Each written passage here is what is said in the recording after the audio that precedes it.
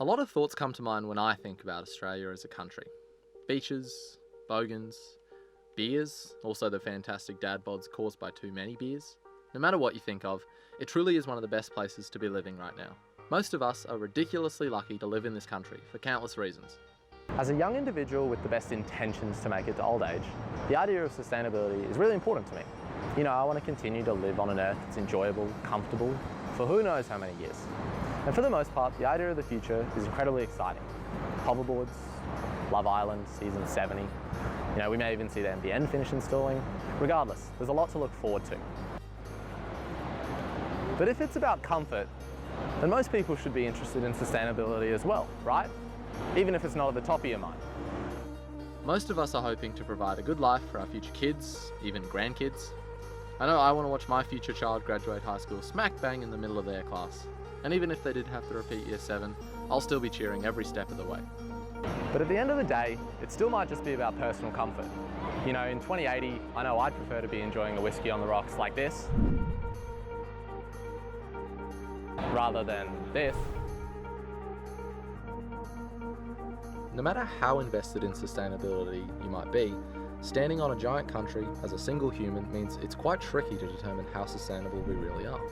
It's hard to understand what goals we should be aiming for, or even how we're performing on a nationwide or global scale. And while it's quite a broad question to answer, on the whole, sustainability ensures that we don't run out of resources in the future, and that our practices don't have long-term devastating consequences. We don't need to be pedantic with it all, just smart.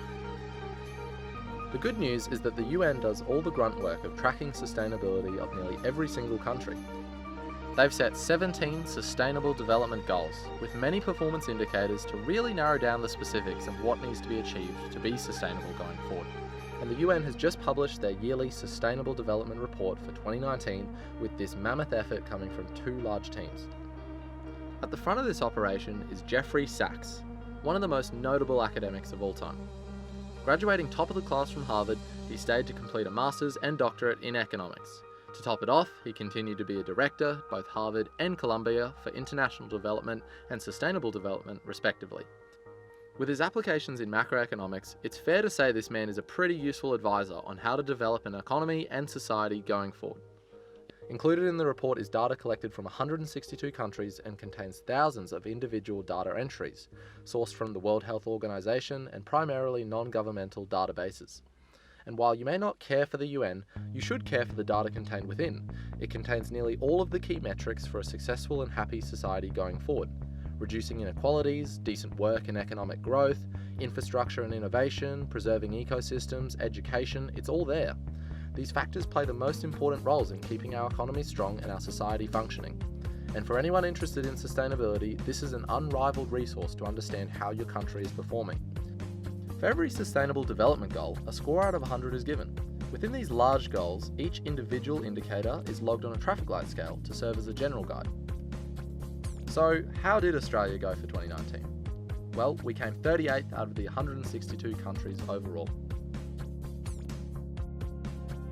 Now, these results are fine to compare to the whole world. However, we don't really need the ego boost by comparing to developing nations, so all our data will just focus on comparing to the OECD countries. That being an elite group of 36 countries which have very high income economies and essentially the cream of the crop.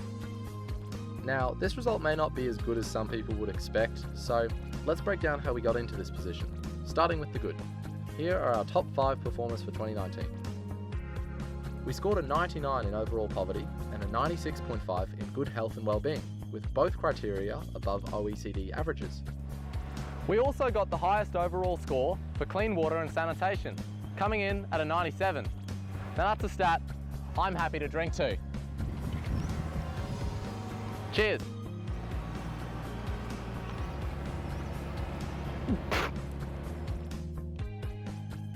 Next, quality education and affordable and clean energy were our 4th and 5th best scores. Unfortunately, these were both slightly below OECD averages for troubling reasons. For example, we scored well in the affordable section of energy, but poorly in the clean aspect.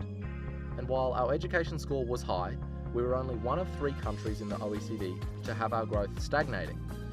To To put this in perspective, our education system has strayed off track to the point where countries such as Turkey, Lithuania and the Czech Republic are more likely to reach optimal sustainability before us. We can likely accredit this problem to a decline in net primary enrolment rate, poor public school funding, and a relatively high number of resilient students. Overall, a great effort in these areas.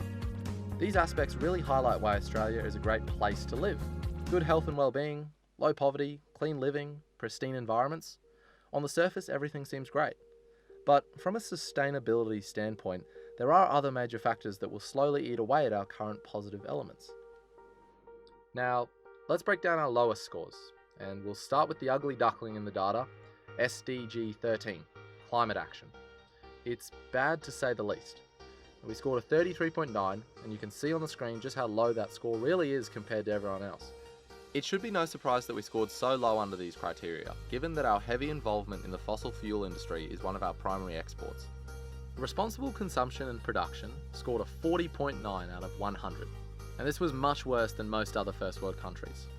Contributing to this is the fact we have 30% more e-waste per person compared to OECD members.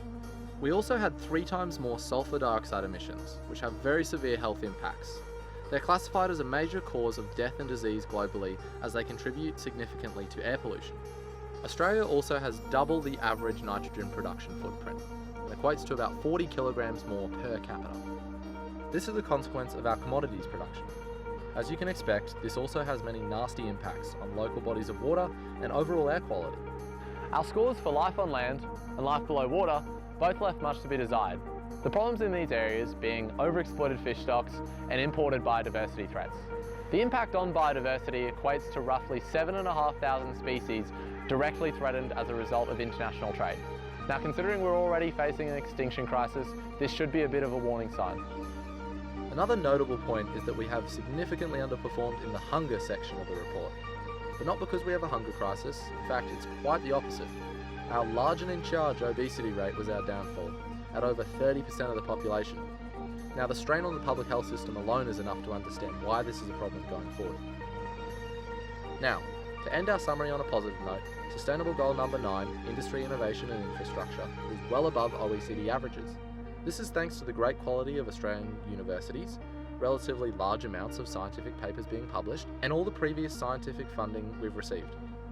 For the remaining developmental goals, we performed pretty consistently to sit around the OECD average. Not the best, not the worst.